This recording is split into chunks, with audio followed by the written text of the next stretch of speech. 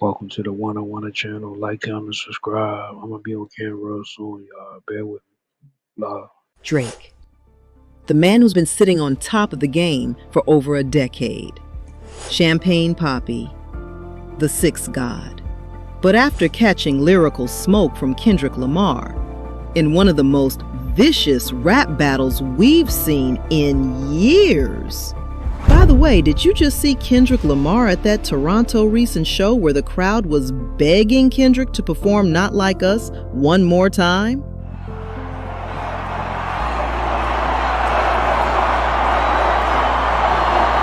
Sheesh. Like, I really felt bad for Drake because I don't know what in the Machiavelli is going on. Not Toronto turned on the light-skinned Suge Knight. Did Drake finally lose his cool card? And even more wild, is Drake still that guy in America? Or is he just a global pop icon now, with less love at home? Let's break this down. The battle impact. Let's be real. This battle with Kendrick wasn't just a rap beef. This was career chess. Kendrick came for Drake's legacy, manhood, and his authenticity. Track after track. Euphoria, Not Like Us, and the rest, Kendrick weaponized culture, credibility, and hometown pride. Meanwhile, Drake's responses? Technically sharp, polished, but did they connect? To many, it felt like Kendrick tapped into the streets, while Drake tried to debate in a courtroom. And that's where things started to shift. Did he lose the cool factor? Here's the thing. Drake's cool wasn't just about music. It was about aura. He was the guy who could be on a pop hit with Rihanna and still show up on a grime track in the UK, then drop bars with 21 Savage. But now, people are looking at him differently. The internet's flooded with memes. Artists unfollowed him, and that Toronto invincibility is starting to crack. Even casual fans are saying, yo, did Drake just take his first real L? Not musically, not chart-wise, but in the court of public perception, especially among hip-hop heads in the US, that cool might have taken a hit. Let's talk about something you can't buy back. Cool. Drake didn't just become Drake because of hit records. He became Drake because of how he moved. He had the right balance of relatability and mystique. He was memeable but untouchable.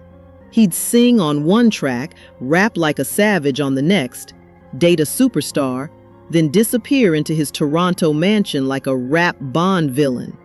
But after this Kendrick battle, that aura might have cracked. Kendrick didn't just diss Drake, he made him look corny. And that's the wound that hurts the most.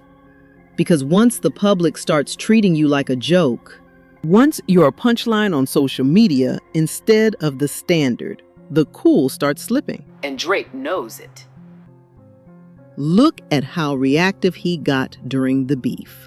Dropping tracks late at night, changing cover art mid-release, getting defensive on live streams. Bro was in the comments. The sixth god was arguing in the comments. That's not cool. That's not mysterious. That's desperate. And desperation is the biggest enemy of cool. And then you've got the memes. Push-ups, Family Matters, they came and went. But when Kendrick dropped Not Like Us, the whole culture moved. You saw NBA teens dancing to it, DJs spinning it like an anthem. Even people who weren't deep into hip-hop were like, yo, is Drake getting cooked right now? That's a shift. Because the thing about coolness, it's not about being undefeated. It's about how you handle losses. And this felt like the first time Drake got emotional, exposed, and uncool. He's still successful, still rich, still famous. But now there's a question in the air. Is Drake still him? And the fact that we're even asking that means something's already changed. But hold up. Let's not get it twisted. Drake's been in this game for over 15 years. You don't stay on top that long just off vibes. So what if this whole thing, the silence, the trolling, the controlled chaos, is exactly how Drake wanted it? Let's break it down. Drake doesn't chase battles, he builds brands.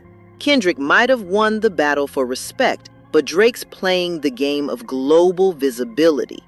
Every single diss track boosted streams. Every meme kept him trending.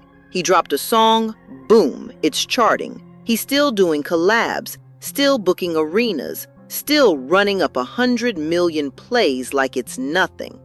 Think about that. How many rappers can take this kind of hit and still dominate your playlist?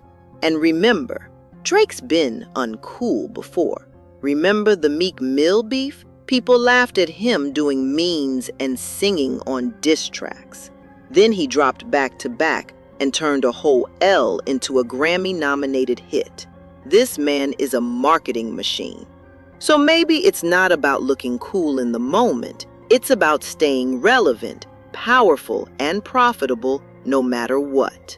Even when people think he's losing, he's still in control of the headlines. And that might be the coolest move of all.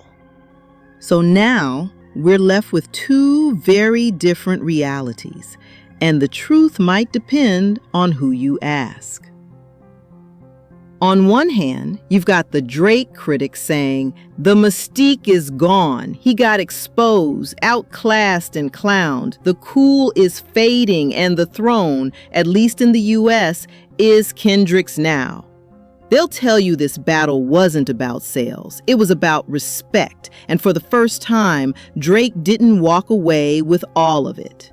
But on the other side, Drake fans, and let's be honest, some business minds, are saying, bro's still winning. You don't need to be the street's favorite if you're the world's favorite. He made it out of the smoke richer, more streamed, more global than ever. Call it corny, call it calculated. He's still in control of the narrative. And that's what makes this moment so interesting. Was this the beginning of the end for Drake as rap's cool kid? Or just another smart pivot in a career built on reinvention? Either way, one thing's for sure. Kendrick won the battle. But did he really take the crown? Or just wake up a sleeping giant? Is Drake now just a global pop star? Drake's still a massive superstar, but here's where it gets interesting. Outside the US, he's still God tier. Europe, Canada, Africa, Latin America, Asia, fans treat him like royalty. But in the States, the tide is turning. Rap purists, Gen Z, even some longtime fans are starting to side-eye his moves.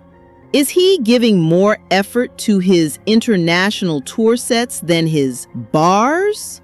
Is he more invested in fashion, gambling, and branding than in pushing the culture forward? It's starting to feel like Drake's real throne is outside America, while Kendrick holds the respect crown inside it. Let's talk about the elephant in the room. Is Drake still the people's champ in America? Or has he officially graduated to global pop icon status? Because let's keep it a buck. When you look around the US rap scene right now, something's shifted. After the Kendrick beef, the energy online and in the culture says, yo, Drake might still be rich, relevant, and charting, but is he still respected in the States the same way? Overseas, Drake's influence is massive. You go to London, he's posted up with Central C, Skepta, J Hus. In Africa, collabs with artists like Tim's, Burna Boy, and shout-outs from WizKid.